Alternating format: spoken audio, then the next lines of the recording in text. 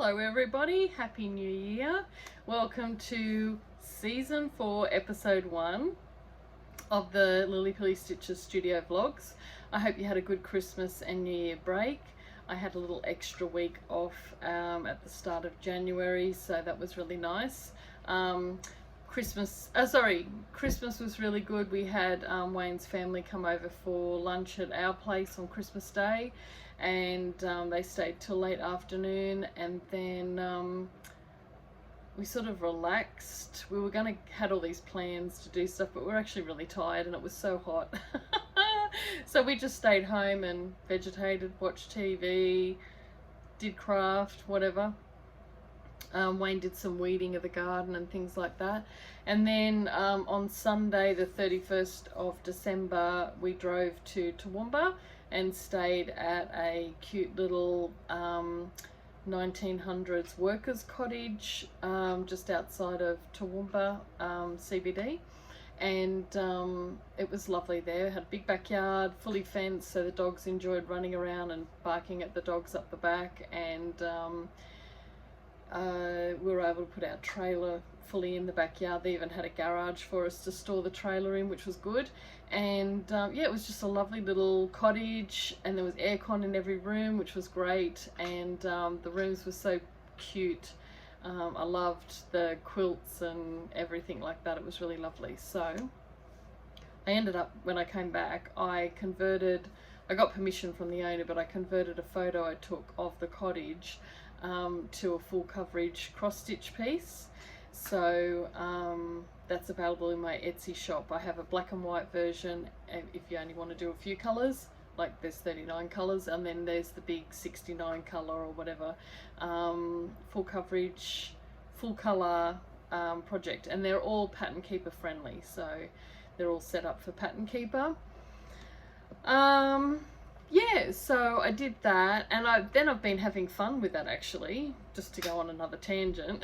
I've done a few photos, like I did a conversion of a photo that my father took at the first Bathurst race in 1960, and I'm going to convert a couple more of those. I think they're really cool. I worked out how to lightly retouch photos, so I'm fixing some of those up and then going to be converting those to full coverage patterns, and they'll be available in my shop as and when I do them. I also had a couple of nice photos of some lilies and sunflower, which I'm going to add to the shop as well, so keep an eye out for that if you like full coverage projects. Also, I've been thinking about that, and because I have the software, and I know a lot of people do like to do full coverage projects, if you're interested,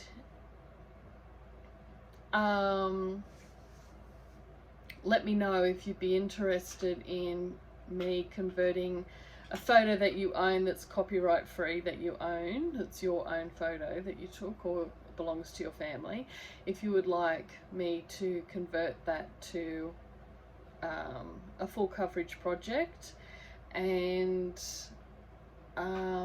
obviously the quality of the cross stitch pattern is based on the quality of the photo, so yeah, I mean, I can lightly retouch if there's some little markings or something on the photo, but it's if there's anything significant, it's too obvious to try and cover up.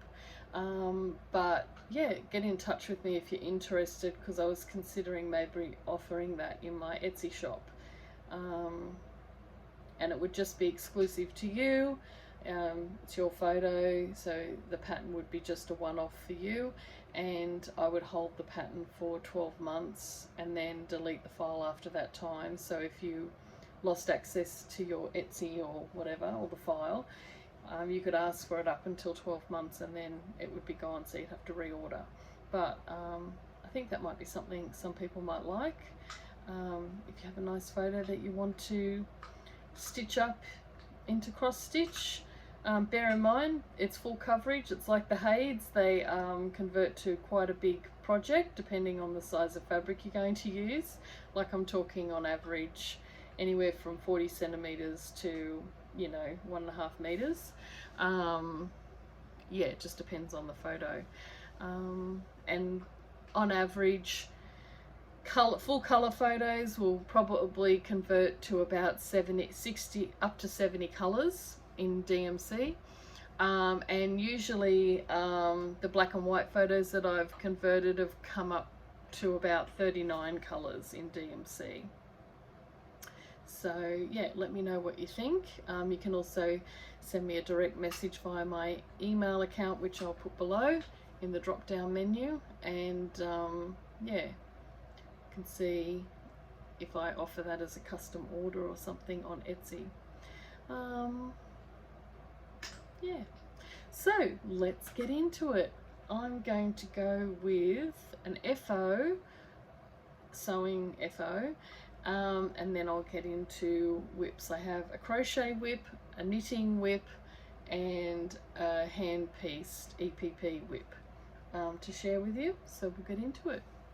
So my FFO sewing project was, I was watching the if you haven't seen it yet, Sew.B, I'll put a link to her YouTube channel. She started a YouTube channel, Rebecca. She's in Newcastle and has her own little vintage quilt shop in Hamilton in Newcastle, and recommend you go there if you're visiting Newcastle at any time. And she's got her YouTube channel, which she just started in January, so I recommend watching that. She's still learning how to do the videos and vlogs, so just keep that in mind. But yesterday she shared a tutorial for a scrappy zipper pouch, and I already know how to make zipper pouches, so I didn't need it for that, but it just gave me inspiration. And actually I would like to do some like what she did. She actually made zipper pouches for her leather journal. And it was really clever how she joined them together so they fit with the elastic. And she used doilies and little yo-yos, fabric yo-yos, and scrappy bits of fabric, and they look so adorable. So I can definitely recommend that, especially if you have a stash of vintage linens that you're happy to cut up. You could make some really cute scrappy pouches. But I just stash dived, and I found this fabric, which is very retro. Got the 60s vibes going on, mid-century 60s. And, oops, a bit of thread there. And then I had a blue zipper that was the right length. It was a bit longer, but I cut it down. And then I had some green polka dot fabric in my stash. And yeah, I made a zipper pouch. And I did stuff up the ends a bit, but it doesn't matter. It still functions. It still looks super cute. And I had just some thick interfacing, iron-on interfacing. So in my zipper pouch, and it took me all of like 40 minutes to make, I have some EPP WIP that I'm doing. So when I was visiting the Soho shop, she has little rolls. She has little rolls of Liberty fabric, which has quite a big piece of Liberty fabric for doing EPP or whatever. And so I got some, and then I got these, which I think I've already shared on my, when I was on my Christmas vlogs, Vlogmas. But these are little padded fabric pre-cut hexiforms, and they're 1-inch hexies, and I got a smaller one as well, and they're padded, so you don't have to take the papers out at the end. There is no paper to remove. You just leave that in and it's already lined. So you can get those from a shop. There's 60 in a pack, and they come from Ashmead Designs in the UK, but Soho does have them, but she's got a limited stock, so get in while stocks last. Otherwise you might have to see if you can get it direct from Ashmead Designs. But yeah, they're really simple to use. You put the woven side facing the back of the hexie, and the fluffy side facing the fabric, and you just stitch it like you would do your normal hexies, but at the end you just don't need to remove the paper. It stays in, and then it's already lined, ready to make into a pouch or whatever. So I'm thinking I might make enough fabric to make a zipper pouch similar to this, like a little project bag. So yeah, so that's what I've done so far. Some of these fabrics here are ones Mum got from Soho for me about 12 months ago, and then these are the ones that I bought, not that one, these are the ones that I bought recently. So I've just been randomly sticking those together. I'll probably try and make it a rough rectangle, and then when it's big enough I'll turn it into a pouch. I don't know if I'll do it a double-sided hexie pouch, depends how much fabric I can get from the 60 pieces. Yeah, and I'm just using white B5200 DMC to sew them together, but you could use any sort of Aurifil thread or whatever thread. Soho does, Rebecca, she suggests a really good thread for using for these, so you could check that out on her video. Yeah, so that's what I've been doing WIP wise. I've got my hexies all pre-done, and I just if you have the glue stick you could use that, but I didn't have any, so I just hand tacked it on with some thread. So that's that project in my cute little pouch. Now, my next WIP, I'll do my knitting WIP, which I have in a dodgy old dirty bag that I need to wash. So this is my Soho Square wink scarf, and I'm on the downhill run, let me tell you. I worked on it while we were away in Toowoomba, and yeah, so that's where I'm at so far, and I've just got that much more in the black to do and I'm finished. So yeah, so the black will end up being as wide as this blue strip, and then it'll be all done. So then I can block it so it'll stretch out a bit more, and then it'll be a lovely scarf for the autumn winter. So yeah, I'm really happy with this. It's been such a potato chippy project to work on. And obviously whatever colour you choose for this first section is going to be the colour that winks through the whole project all the way down. I wouldn't mind making another one of these in a different colour combo.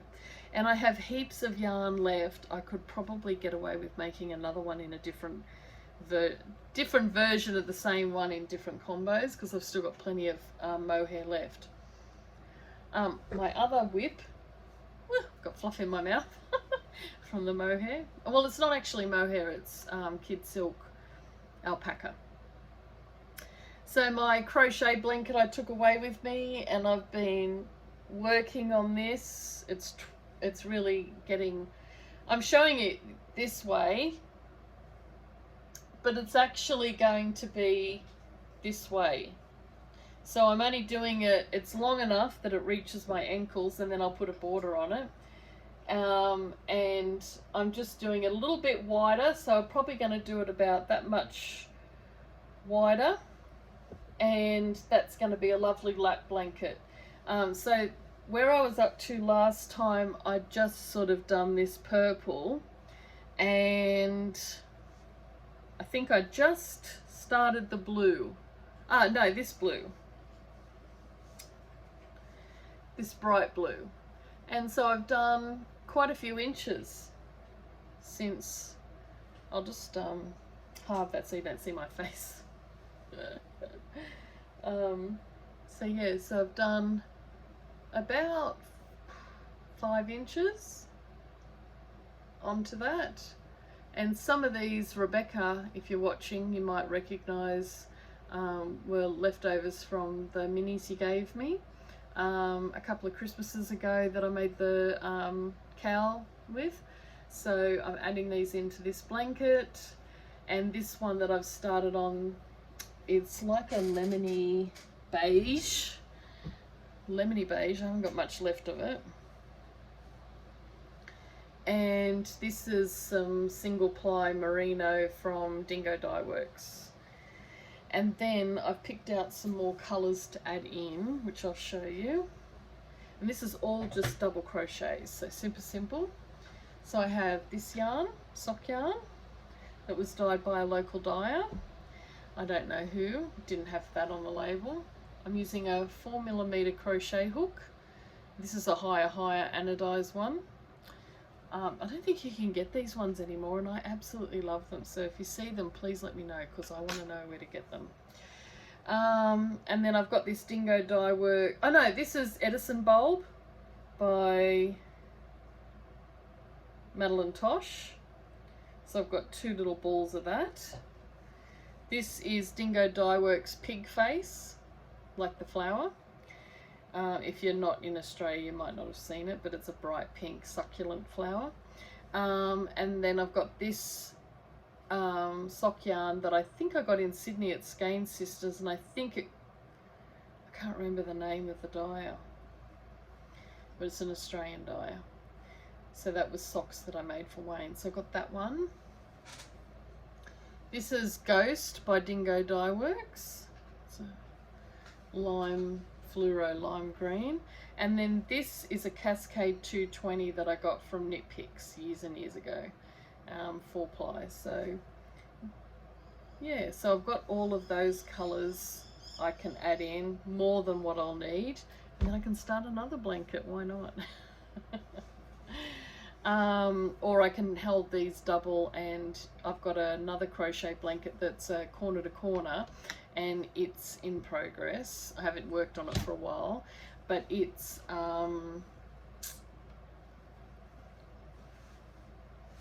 8-ply DK weight. So yeah, so that's my WIPs. I dug out some of this fabric that Mum got me from Ali Jane Travel Accessories. It's got these metallic birds on it. It's Japanese fabric, I think. Coca.co.japan. Yeah, so it's Japanese fabric. And this one's the same but a different colorway, and it's got the metallic silver birds. And this one,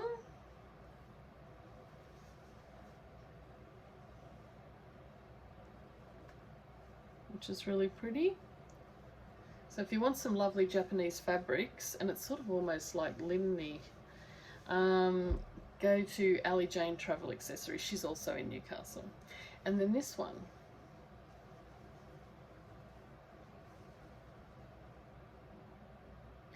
So I'm thinking I might make some knitting project bags with these. So that's on the radar for the new year. What else? Thank you to everybody who supported my small business, or my micro business, and bought stuff from me the last month and a bit. It was really wonderful to package up all your orders and get those out. And yeah, so I'm looking forward to this year and bringing some more products to you, and yeah, seeing what the year brings. I've started a journal for this year using the journal that Rebecca gave me for Christmas. I won't show you everything, but that's just the cover. Inside of the cover page there's a sticker there from a bookmark I ordered. This came with a present, so I put that in there. It's a little stamp that I have that says merci beaucoup and merci. And then I won't show the writing, but I did a little wattle for summer. For January, I did January wattle, and then I just did a scrappy little sketch of the house we stayed in at Toowoomba. I would have preferred to do it with watercolour, but this page won't handle watercolour, and I don't have any watercolour happy books that I can cut out pages for to add in. So yeah, so I've started my journal for this year. I'm also doing a mindful life journal, 7 minutes a day, better for meaningful life. I didn't start this when I bought it 12 months ago, so I've started it this year. And it has little things you can do each day where you put in the date, the time, and you start it in the morning and you say how you're feeling. Like, you know, it'll have different words each day, like for you to choose from. Like today, like you say this was today's one, connected, detached, fired up, heartbroken, open-hearted, overwhelmed, tranquil, uninterested. So you can put how you're feeling in the morning. Then it gets you to put what you're grateful for in the morning. And then I'll make today enjoyable and interesting by, and then you put something you're going to do that's positive. I'll help others by and put something in that you're going to do that day that's going to be kind or helpful. And then later in the day you can come back to the journal and put in, today I was energized when, and it gives you a time you can put down, and you can tell it what you found that gave you a bit of pep in your step. And then you can put when your energy dropped, which usually mine is when I've had lunch. After that I lose a bit of my mojo. And then this evening I'm grateful for. So it takes you throughout the whole day and keeps you doing that mindfulness throughout the whole day, which I think is really good. And then it has little quotes in here from different people, like one by Oscar Wilde, which a man who is master of himself can end a sorrow as easily as he can invent a pleasure.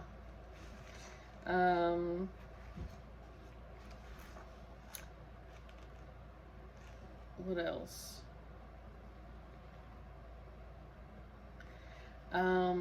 Brene Brown, 1965, TED speaker, author of Braving the Wilderness. Living a connected life ultimately is about cultivating connection with family and close friends. So there's all these really nice positive quotes. And then every so often you'll come to a page where it has something positive on it, like that, like mantras. Or just things that make you stop and think, like a little activity to explore your emotions and different stuff like that. So, and then there's a spot in the back for notes. But I think it's quite a well set up journal, and in the front it gives you examples of how to fill it in, so you can sort of get an idea how to fill it in and everything like that. And it's got a cheat sheet for how to go through the journal. So definitely can recommend that. That is the Mindful Life Journal, 7 minutes a day for a better more meaningful life. And I'll try and link it below.